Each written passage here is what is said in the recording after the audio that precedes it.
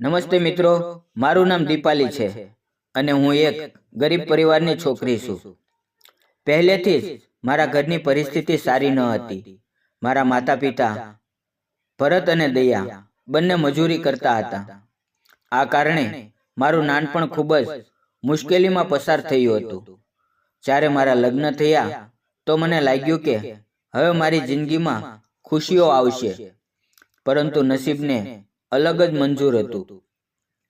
મારા લગ્નના થયાના થોડા વર્ષ પછી એક દિવસ મારા પતિનું એક અકસ્માતમાં અચાનક અવસાન થઈ ગયું.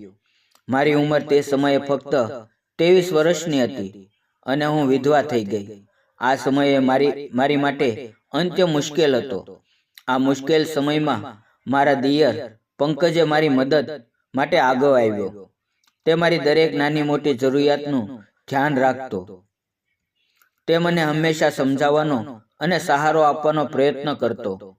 શરૂઆતમાં મને લાગ્યું કે તે ખરેખર મારી મદદ કરવા માંગે છે, પરંતુ ધીમે ધીમે તેના પર મને શંકા થવા લાગી.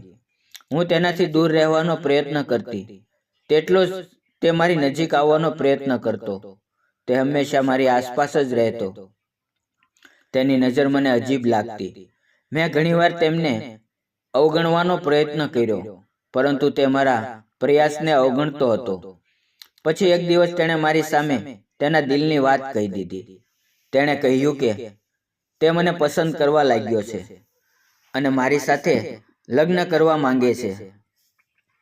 તેના આ પ્રસ્તાવથી હું ચકિત થઈ ગઈ. એક તરફ હું મારી ગરીબી અને એકલતા સાથે સંઘર્ષ કરી રહી હતી, અને બીજી તરફ તેના આ પ્રસ્તાવે મને વધુ મુશ્કેલીમાં નાખી દીધી. મેં તેની સાથે દૂરી બનાવવાનો પ્રયત્ન કર્યો, પરંતુ તેઓ મારા નજીક આવતા ગયા. અંતે તેની આ હરકતથી હું મારી લાગણીઓ પર કાબૂ રાખી શકી નહીં અને હું ખોટું પગલું ભરવા જઈ રહી હતી.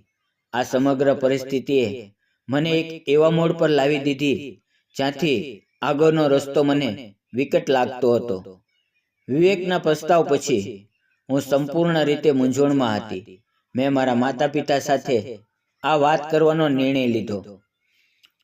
જ્યારે મેં મારી માને બધું કહ્યું તો તેઓ પણ ખૂબ જ ચિંતિત થઈ ગયા.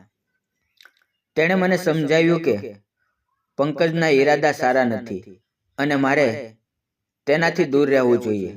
તેમણે કહ્યું કે આ એવો સમય છે, મારે મારા પગ પર ઊભા થવાની જરૂર છે અને મારા માટે યોગ્ય નિર્ણય લેવાની જરૂર છે. આ દરમિયાન પંકજે મારા પર દબાણ બનાવવાનું શરૂ કર્યું. તે દરરોજ મારી સામે આવીને તેના પ્રેમનો ઇઝહાર કરતો અને મારી સાથે એક નવી જિંદગી શરૂ કરવા માટે કહેતો.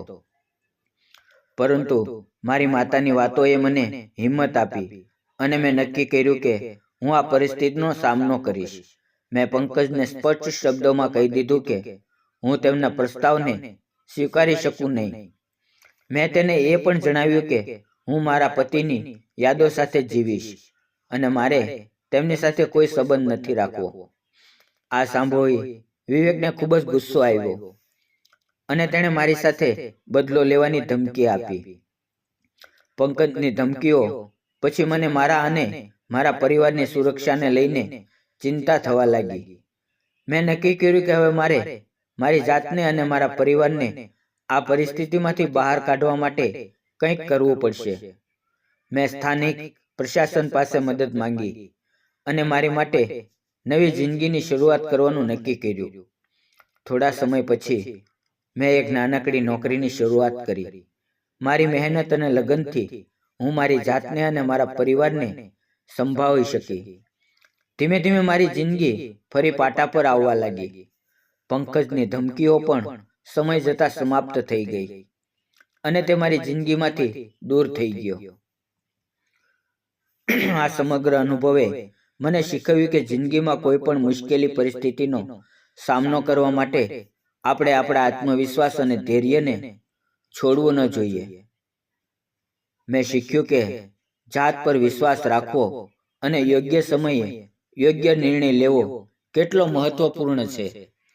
આ રીતે મેં મારી પોતાની જિંદગીને નવી દિશા આપી અને પોતાની મજબૂતી અને સાહસ સાથે આગળ વધી. આ વાર્તાથી આપણને બધાને પ્રેરણા મળે છે કે મુશ્કેલીઓથી ડરીને નહીં, પણ તેનો સામનો કરીને આપણા માટે યોગ્ય રસ્તો પસંદ કરવો જોઈએ. મિત્રો, વિડીયો પસંદ આવ્યો હોય તો વિડીયોને લાઈક અને ચેનલને સબસ્ક્રાઇબ જરૂર કરજો. તમારો થોડોક સહકાર આપજો.